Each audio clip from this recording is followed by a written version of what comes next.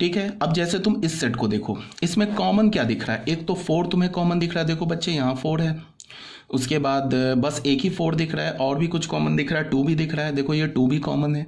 तो हम A union B कैसे लिखेंगे, सबसे पहले हमने ए सेट उठाया, ए के सेट को आंख बंद करके लिख दिया, -1 2 0 4, -1 यहाँ लिखा, 2 यहाँ लिखा, 0 यहाँ लिखा, 4 लिख दिया। पहले ए के सेट को लिख दिया, बी के सेट को देखा ही नहीं। उसके बाद हमने देखा ए और बी में कॉमन क्या है, तो कॉमन 4 है और कॉमन 2 है, तो 2 और 4 ऑलरेडी लिखा हुआ है, तो 2 बार नहीं लिखेंगे। ऐसा नहीं कि बी के तरफ से भी 2 और 4 लिख देंगे, जो सेट में जो एलिमेंट्स होते हैं उसको हम रिपीट नहीं करते, ठीक है ना। तो 2 यहाँ से भी आ गया, कॉमन आ गया, 2 और 4 जो कॉमन थे में वो भी आ गया। अब क्या बच गया, एक बच गया -3, एक बच गया 6, जो बी में प्रेजेंट है बट ए में प्रेजेंट नहीं है, बट हम लिख के आ रहे हैं यूनियन, तो -3 और 6 को भी लिख देंगे।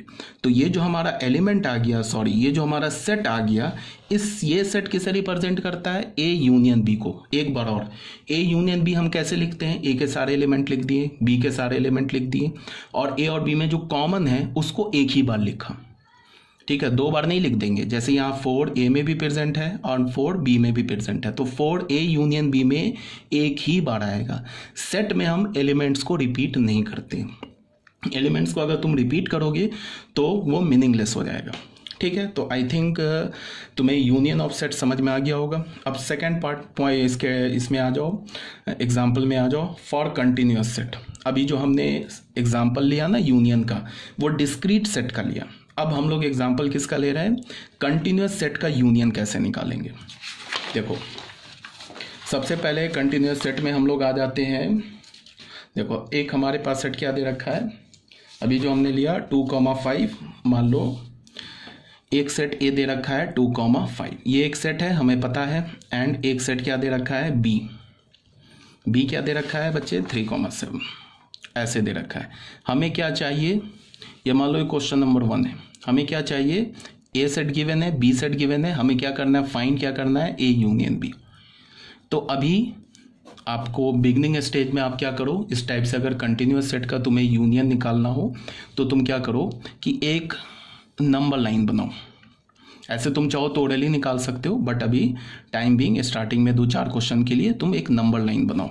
यहाँ हमने लिखा -∞, यहाँ हमने लिखा +∞। नंबर्स कौन कौन से हैं, 2, 5, 3, 7, तो ये लिख दिया 2, यहाँ पे लिख दिया 3, उसके बाद लिखा 5, उसके बाद लिखा 7, ऐसे लिख दिया। ये क्या बोल रहा है set, all numbers between 2 and 5 including 2 excluding 5।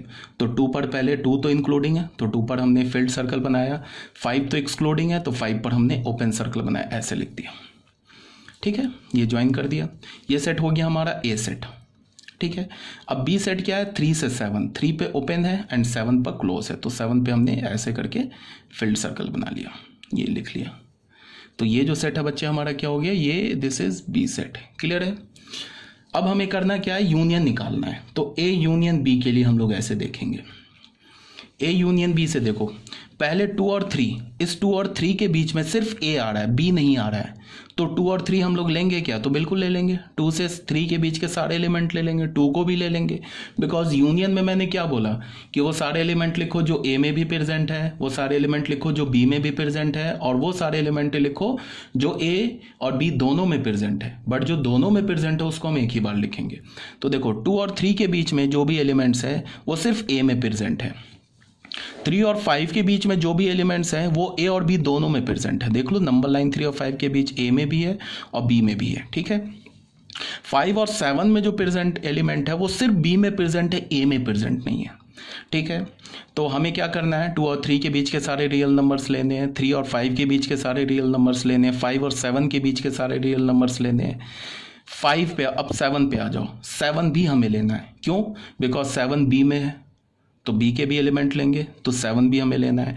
5 को भी हम लेंगे, क्यों, 5 ए में तो नहीं है बट बी सेट में है, देख लो 5 बी में है, तो 5 भी हमें ले लेना है। फिर 3 को हम लेंगे, क्यों लेंगे, बिकॉज 3 ए में है बट बी में नहीं है। तो मैंने बोला ना कि ए के भी सारे लिखो, बी के भी सारे लिखो, कॉमन भी लिखो, तो 3 भी हम ले लेंगे। फिर हम 2 भी ले लेंगे, बिकॉज 2 ए में तो है बट बी में नहीं है। तो फाइनली हमें कहाँ से कहाँ मिल गया यूनियन, 2 से लेके क्लोज कहाँ तक मिल गया हमें, 7 क्लोज तक।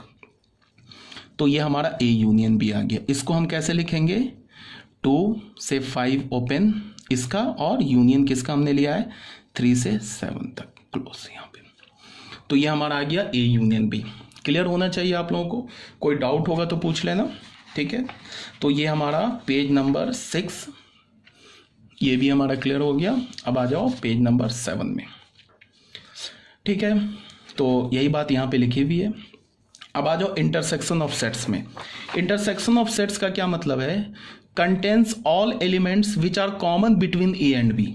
ए एंड बी, हमें अगर दो सेट का इंटरसेक्शन लेना है, इसका क्या मतलब है कि सिर्फ हमें वही सारे एलिमेंट्स लिखने हैं जो ए और बी में कॉमन है। मतलब क्या है, वही एलिमेंट्स लिखने हैं जो ए में भी प्रेजेंट है एंड बी में भी प्रेजेंट है, तो दोनों का कॉमन एलिमेंट लिखना है। तो इंटरसेक्शन के लिए हम लोग कैसा सिंबल यूज करते हैं, ऐसे। यूनियन के लिए सीधा यू, इंटरसेक्शन के लिए उल्टा यू। ए यूनियन बी ऐसे लिखा, ए, इसको हम क्या रीड करेंगे, A intersection B. A set, हम ए हमारा सेट है, बी हमारा सेट है, तो ये ए इंटरसेक्शन बी भी हमारा एक सेट ही है। इसको हम कैसे रीड करेंगे, ए इंटरसेक्शन बी। इसे हम कैसे रीड करेंगे, ए यूनियन बी। इसका इंटरसेक्शन का अगर मैं तुम्हें सेट बिल्डर फॉर्म लिखना चाहूँ तो सेट बिल्डर फॉर्म क्या होगा, the set of all x such that x belongs to A and and का मतलब condition, x belongs to b। Condition हमने क्या लिखा कि वो सारे x लिखो जो a में भी है एंड b में भी है। और लिखने का मतलब होता है ना, और का मतलब होता है बच्चे ऑप्शन। जैसे हमने और लिखा ना, और किसे इंप्लाई करता है, ऑप्शन को इंप्लाई करता है। एंड किसे इंप्लाई करता है, कंडीशन को इंप्लाई करता है। जैसे मैंने लिखा a और b, ए और बी का क्या मतलब है कि वो सारे एलिमेंट लिखो जो ए में भी है, बी में भी है और दोनों में कॉमन है। मतलब ए के भी सारे लिख दो, बी के भी सारे लिख दो, और ए और बी के कॉमन भी लिख दो। अगर मैंने लिखा ए एंड बी, तो ए एंड बी का क्या मतलब है, सिर्फ उसी एलिमेंट को लिखो जो ए में भी है एंड बी में भी है। ठीक है, काफ़ी स्ट्रेस देके मैंने ये सब बात आपको समझा दिया। तो ये हमारा, इसको हमने लिख दिया किसमें, सेट बिल्डर फॉर्म में। अब आ जाओ एग्जांपल ले लेते हैं। जैसे अभी हमने यूनियन में एक डिस्क्रीट सेट का इंटरसेक्शन लिया था, फिर एक कंटिन्यूस सेट का इंटरसेक्शन लिया था। यहाँ पे भी हम वही करेंगे, डिस्क्रीट सेट का भी इंटरसेक्शन लेंगे, कंटिन्यूस सेट का भी इंटरसेक्शन लेंगे। जैसे एक सेट हमने ये लिया, एक सेट हमने बी लिया, ठीक है। तो इसको हम ए इंटरसेक्शन बी को कैसे रीड करेंगे, the set of all x such that x are present in A and B. ऐसे लिखो, या ये जो लिखा ये भी एक ही बात लिखी हुई है। तो इसको हमने किस में लिखा, सेट बिल्डर फॉर्म में। अब तुम ए और बी में देखो, ये जो 9 है और यहाँ भी देखो 9 है, यहाँ भी 5 है, यहाँ भी 5 है, तो यही दो एलिमेंट कॉमन है, तो इसको हमने कॉमन बना लिया। ये एक ए इंटरसेक्शन बी में लिख दिया। अब ये जो लिखा हुआ है ये बच्चे रोस्टर फॉर्म में लिखा हुआ है, ये डिस्क्रीट फॉर्म में लिखा हुआ है। ऐसे लिखना, चाहे तुम ऐसे लिखो चाहे तुम ऐसे लिखो, बात एक ही है। ये लिखा हुआ है सेट बिल्डर फॉर्म में, ये लिखा हुआ है रोस्टर फॉर्म में। तो ये जो अभी हमारा एग्जांपल था, ये किसका एग्जांपल था, डिस्क्रीट सेट का। मतलब अभी हमने दो डिस्क्रीट सेट्स का इंटरसेक्शन लिया। अब क्या करने जा रहे हैं, अब हम दो कंटिन्यूअस सेट का इंटरसेक्शन लेंगे। तो कंटिन्यूअस सेट में क्या है हमारे पास, एक तो है ए सेट हमारे पास क्या है 2,5 एंड एक बी सेट क्या है हमारे पास, बी सेट है 3,7, सेम है, तो 7 पे क्लोज, सॉरी।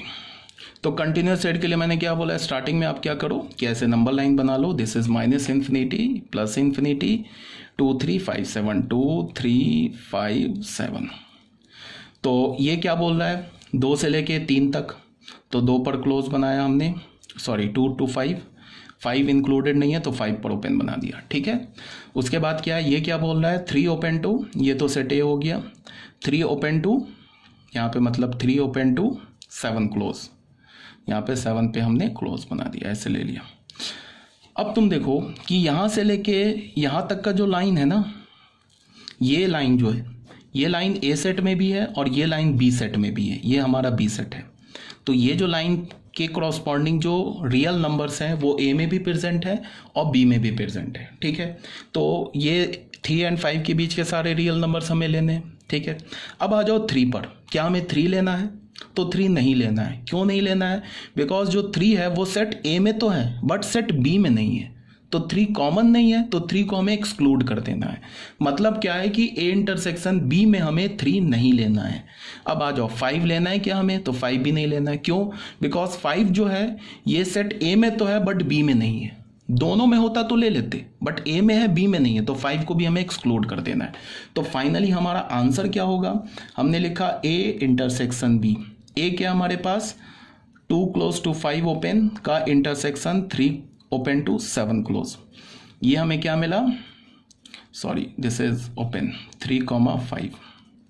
इसको चाहो तुम ऐसे लिख लो, चाहो तुम इसको ऐसे लिख लो। क्लियर होना चाहिए ये भी बात आप लोगों को, कोई प्रॉब्लम नहीं है। तो ये हमारे हमने कंटिन्यूअस सेट का एक एग्जांपल ले लिया। ये हमारा पेज नंबर 7 भी हो गया क्लियर। कोई डाउट होगा पूछ लेना। अब आ जाओ सबट्रैक्शन ऑफ सेट्स में।